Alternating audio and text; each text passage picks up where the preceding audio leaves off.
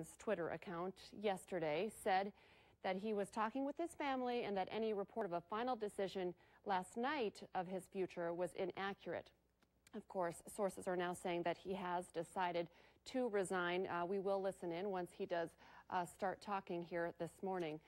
Yesterday, several Democratic senators, Senator from Minnesota, including North Dakota's Heidi Heitkamp, called on Franken to resign. A couple months ago, let's listen in. I felt that we had entered an important moment in the history of this country. We were finally beginning to listen to women about the ways in which men's actions affect them.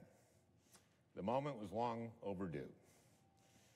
I was excited for that conversation and hopeful that it would result in real change that made life better for women all across the country and in every part of our society. Then the conversation turned to me. Over the last few weeks, a number of women have come forward to talk about how they felt my actions had affected them. I was shocked.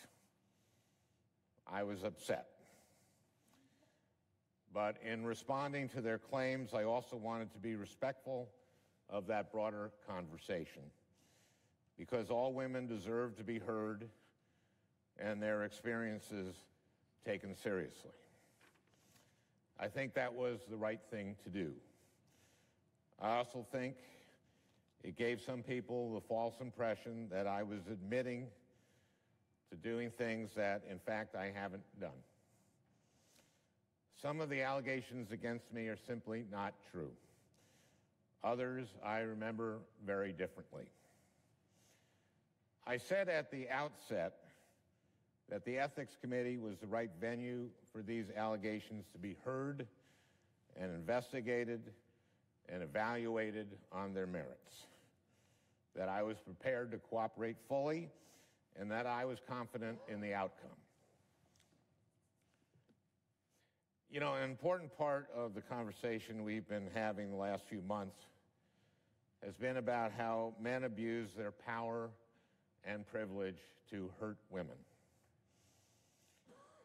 I am proud that during my time in the Senate, I have used my power to be a champion of women,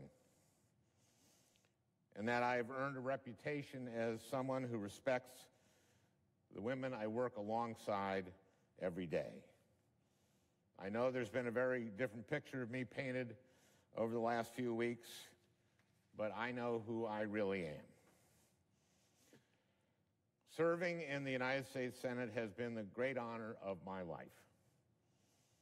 I know in my heart that nothing I have done as a senator, nothing, has brought this honor on this institution. And I am confident that the Ethics Committee would agree. Nevertheless, today I am announcing that in the coming weeks, I will be resigning as a member of the United States Senate. I, of all people, am aware that there is some irony in the fact that I am leaving while a man who has bragged on tape about his history of sexual assault sits in the Oval Office, and a man who has repeatedly preyed on young girls campaigns for the Senate with the full support of his party.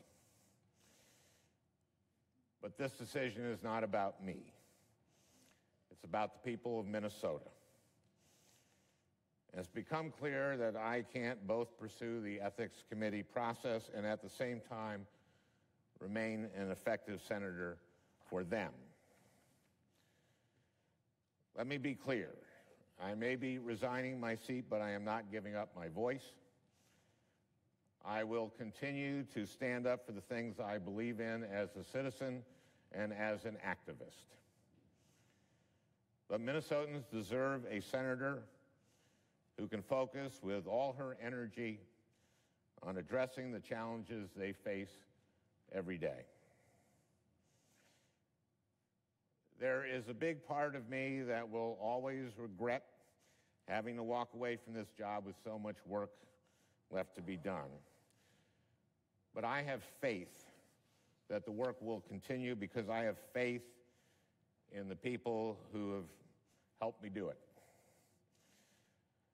I have faith in the dedicated, funny, selfless, brilliant young men and women on my staff. They have so much more to contribute to our country. And I hope that, as disappointed as they may feel today, everyone who has worked for me knows how much I admire and respect them. I have faith in my colleagues, especially my senior senator, Amy Klobuchar. I would not have been able to do this job without her guidance and wisdom. And I have faith, or at least hope, that members of this Senate will find the political courage necessary to keep asking the tough questions, hold this administration accountable, and stand up for the truth. I have faith in the activists who organized to help me win my first campaign and who have kept on organizing to help fight for the people who needed us. Kids facing bullying, seniors worried about the price of prescription drugs, Native Americans who have been overlooked for far too long, working people who have been taking it on the chin for a generation, everyone in the middle class, and everyone aspiring to join it. I have faith in the proud legacy of progressive advocacy that I have had the privilege to be a part of. I think I've probably repeated these words 10,000 times over the years. Paul Wellstone's famous quote, "The future belongs to those who are passionate and work hard." It's still true. It will always be true. And most of all, I have faith in Minnesota. A big part of this job is going around the state and listening to what people need from Washington. But more often than not, when I'm home, I am blown away by how much Minnesota has to offer the entire country and the entire world. The people I've had the honor of representing are brilliant and creative and hardworking, and whoever holds this seat next will inherit the challenge I've enjoyed for the last 8.5 years, being as good as the people you serve.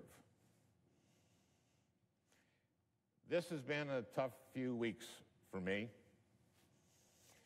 but I am a very, very lucky man. I have a beautiful, healthy family that I love and that loves me very much. I'm going to be just fine. I'd just like to end with one last thing. I did not grow up wanting to be a politician. I came to this relatively late in life. I had to learn a lot on the fly. It wasn't easy, and it wasn't always fun. And I'm not just talking about today. This is a hard thing to do with your life. There are a lot of long hours and late nights and hard lessons. And there is no guarantee that all your work and sacrifice will ever pay off.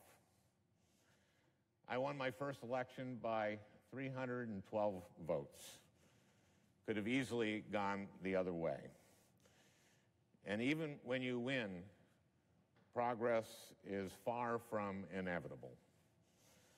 Paul Wellstone spent his whole life working for mental health parity, and it didn't pass until 6 years after Paul died. This year, a lot of people who didn't grow up imagining that they'd ever get involved in politics have done just that. They've gone to their first protest march, or made their first call to a member of Congress, or maybe even taken the leap and put their names on a ballot for the first time. It can be such a rush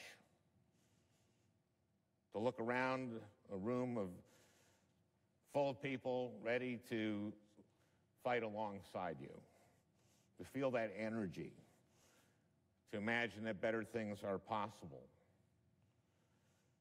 But you too will experience setbacks and defeats and disappointments. There will be days when you will wonder whether it's worth it. What I want you to know is that even today, even on the worst day of my political life, I feel like it's all been worth it. Politics, Paul Wellstone told us, is about the improvement of people's lives. I know that the work I've been able to do has improved people's lives. I would do it all over again in a heartbeat. For a decade now, every time I would get tired or discouraged or frustrated, I would think about the people I was doing this for and would get me back up on my feet. I know the same will be true for everyone who decides to pursue a politics that is about improving people's lives.